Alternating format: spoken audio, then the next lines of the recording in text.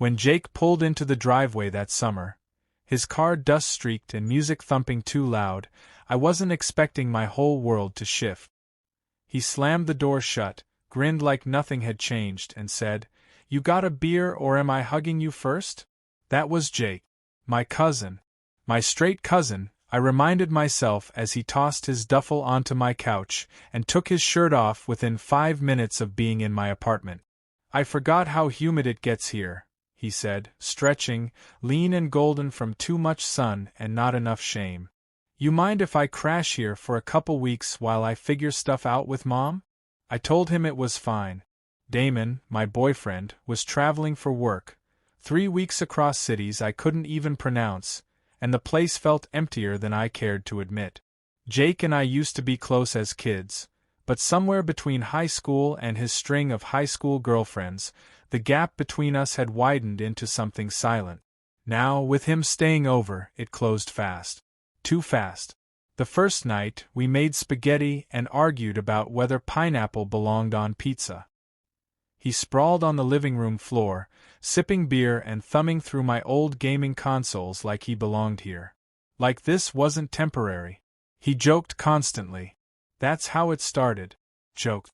"Dude, you always sit that stiff when you're with a guy? Relax. I won't bite. Unless you want me to." I threw a pillow at him. He caught it mid-air and smiled. Not flirty, not quite, but there was something slow in the way he held my gaze. We ended up watching dumb horror movies past midnight. When I turned the lights off, he patted the spot next to him on the couch. "Come on, for old time's sake." "It's not the same," I said. "Exactly," he smirked. "Now I'm hotter." I don't know why I lay down beside him. Maybe it was the beer, or maybe I missed something I hadn't realized until he showed up. We were barely touching. But in that space, on that couch, it felt louder than it should have. Jake shifted. His thigh brushed mine. Then, casually, he hooked an arm around my shoulder. "Cuddling," he said. "Just brothers. Like a sleepover, remember?" I laughed, awkward, breath caught in the middle. "You're insane." But he didn't let go. I stayed frozen a beat too long. The laugh died in my throat and something else filled it. Heat. Tension. That flicker of guilt that creeps in before the crime is even committed. Finally, I slipped out from under his arm and mumbled something about needing water. He just yawned and stretched across the couch like a cat in the sun. "You're so weird, man," he said, eyes closed, half smile still on his face. "It's just cuddling. Don't be dramatic." I told myself it meant nothing. A joke. A harmless cousin being weird. I went to bed alone, thinking about Damon. His voice in my voicemail, saying he missed me. Saying he loved me. But I didn't call back. The next morning, Jake acted like nothing happened. He made eggs, shirtless again, hair a mess. He shoved a plate in my direction and said, "You always this grumpy in the morning, or did I kick you in my sleep?" "You were very touchy," I replied. He raised an eyebrow. "Was I?" I stared too long. He stared right back. And then he winked. He winked. The rest of the day, I kept trying to replay the scene like it was just a joke. Like nothing in me had stirred when he wrapped his arm around me. Like I didn't feel something bloom in my chest that shouldn't have been there. Damon called that evening. "How's everything?" he asked. "Quiet," I lied. He asked if I missed him, and I said yes, but my eyes drifted to Jake, sprawled out on the floor in front of the TV, bare feet propped up, one arm lazily behind his head. After we hung up, I sank down beside Jake again. And for a moment, one weightless, dangerous moment, I hoped he'd reach out and pull me close again. He didn't.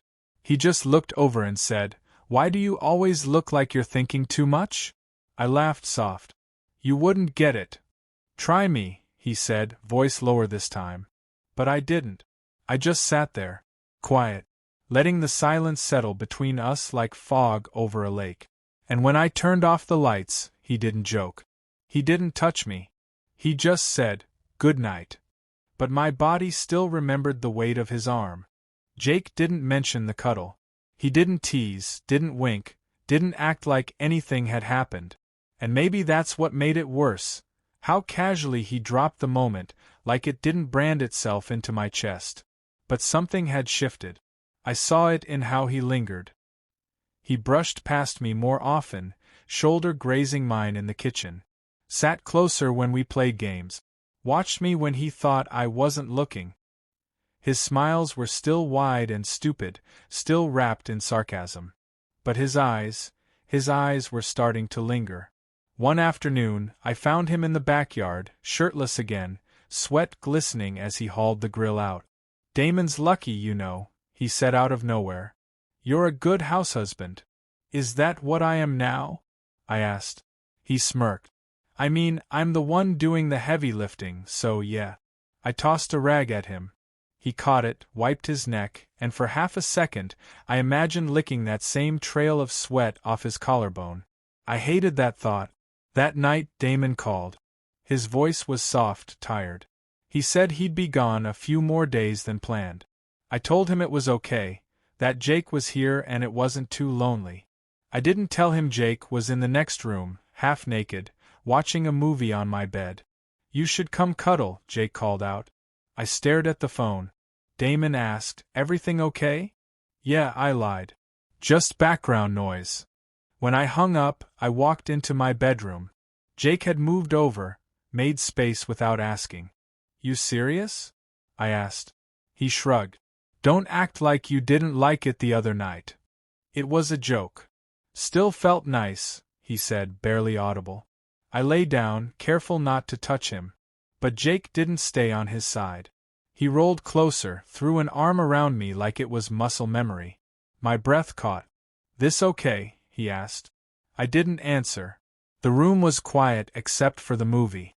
Some forgettable action flick, the kind where no one really talks. Jake pressed against me, not in a sexual way. Not yet. Just warmth. Just skin.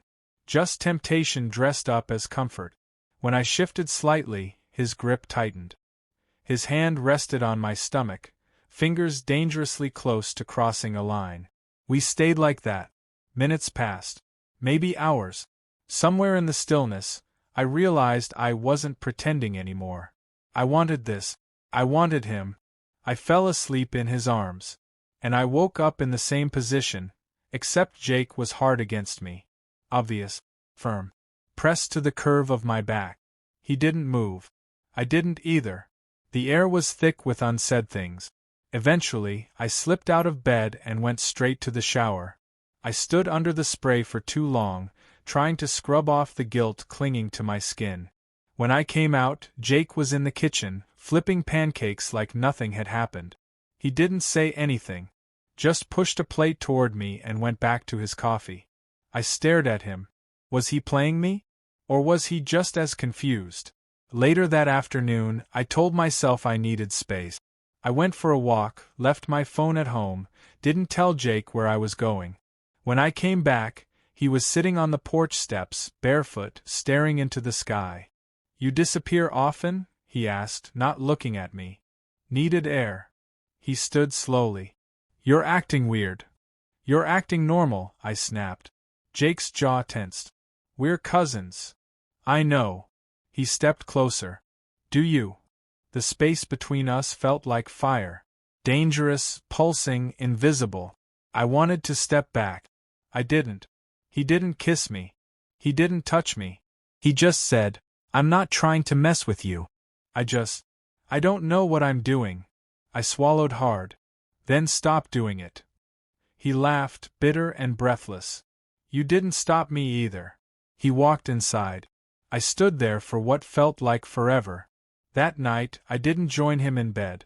I stayed on the couch, tossing, turning, sweating through dreams where Jake pressed his mouth to mine, and I wouldn't stop him. I thought of Damon. His calm voice. His steady hand.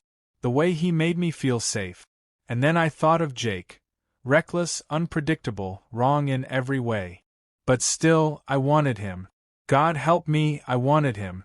The next morning, Jake acted normal again. Like none of it meant anything. But every time he passed me in the hall, his hand brushed mine.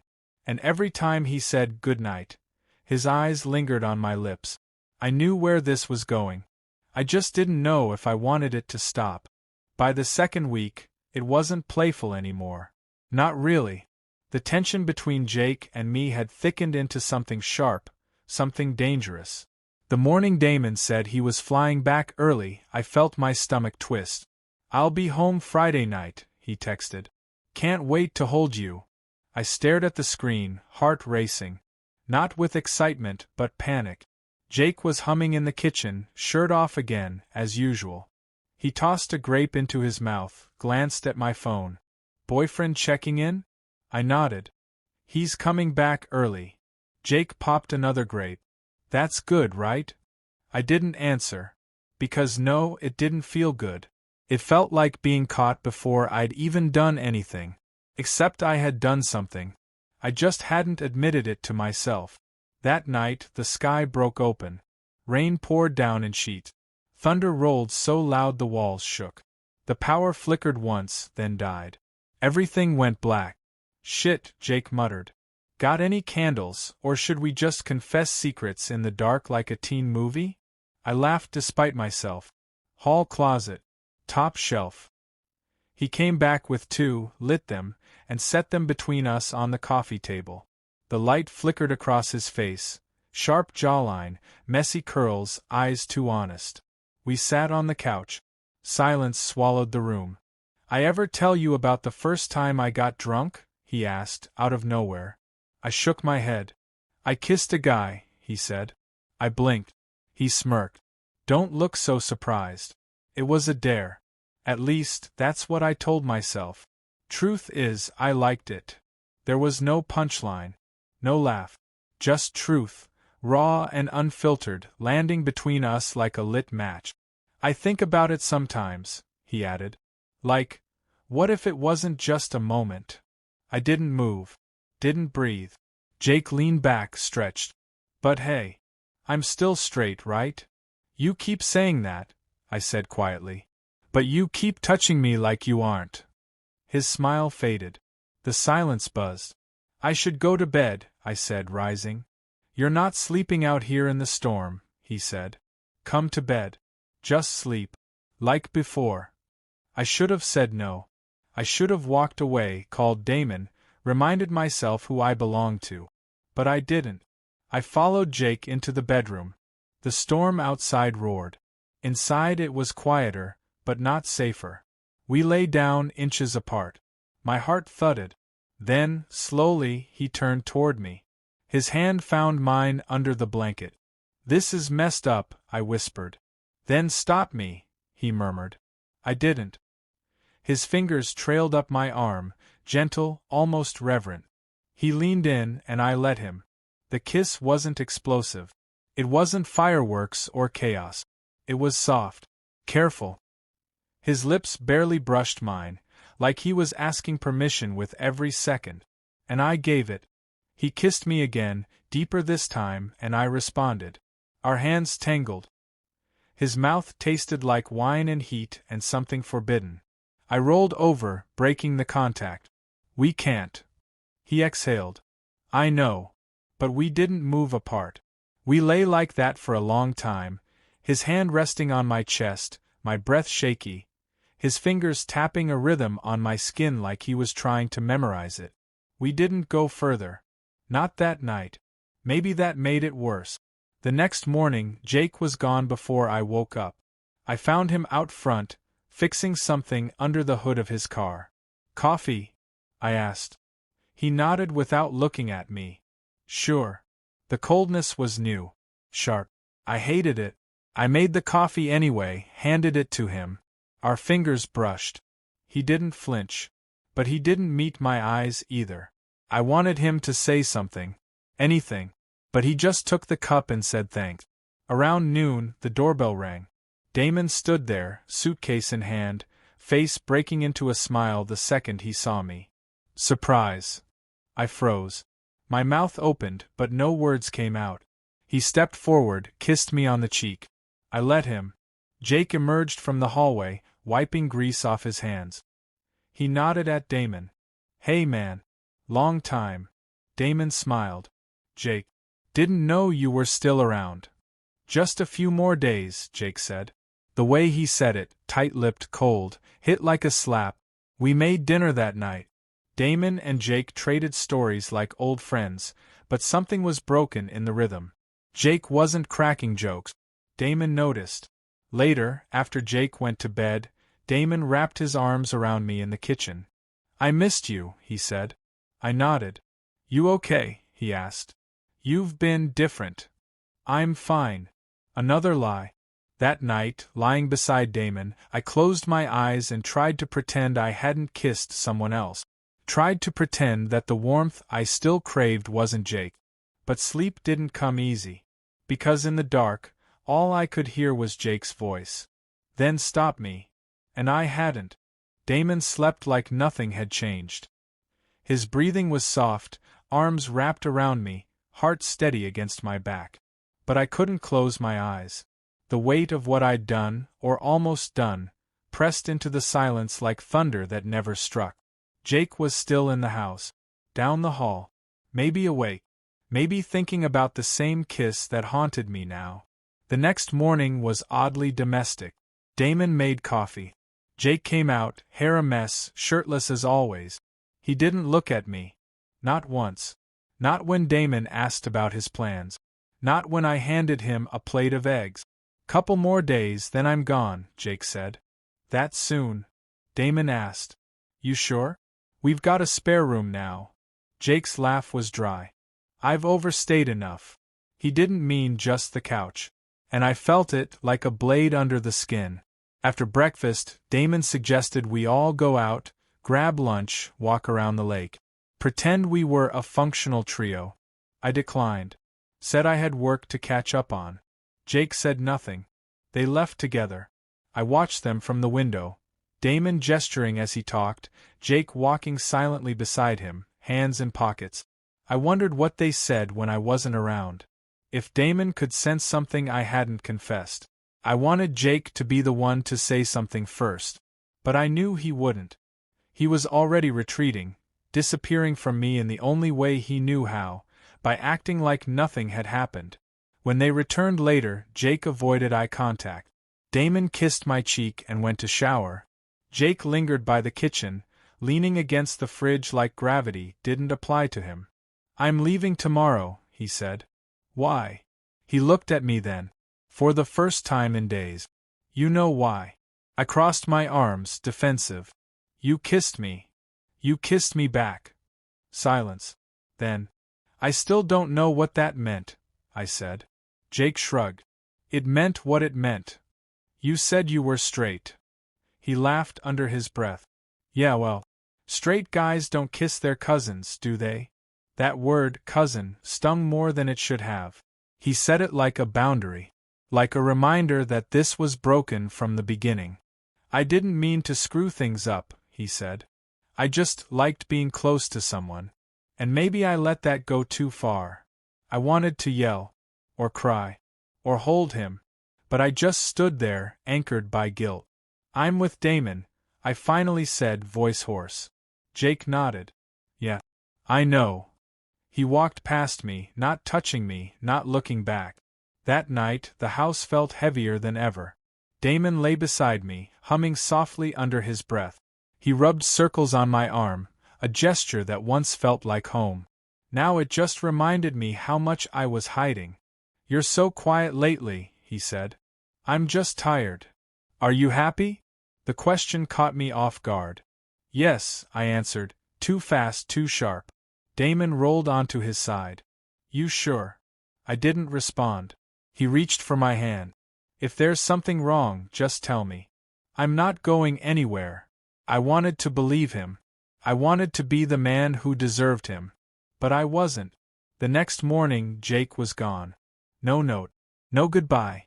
Just his folded blanket on the couch and an empty space that felt louder than words. Damon found me sitting in the living room, staring at the spot where Jake had slept. He didn't say anything, he asked. I shook my head. He's always been restless, Damon said. Never stays in one place too long. I didn't reply. Because if I spoke, I'd tell the truth. And I couldn't do that. Not yet. Maybe not ever. Later that day, I found one of Jake's shirts in the laundry, a soft gray one he always wore after showers. I pressed it to my face, inhaled the faint trace of his cologne, and sat on the edge of the bed feeling like I'd lost something that never really belonged to me. Damon came in behind me, wrapped his arms around my waist. "I'm glad you're still here," he whispered. And I hated myself for what I thought next. So am I, but I don't know for how long. We had dinner in silence. Damon smiled at me over the candles, and I smiled back like I was whole. Like I hadn't betrayed him in the smallest, quietest way. Afterward, we curled up on the couch. He laid his head on my chest. I stroked his hair, pretending I wasn't thinking of someone else. "I love you," Damon murmured. "I love you too," I replied. And maybe that was true. But love, I was learning, doesn't always keep you from doing the wrong thing. It just teaches you how to live with it. And so I did. Quietly. Regretfully. With Jake's ghost still wrapped around my ribs.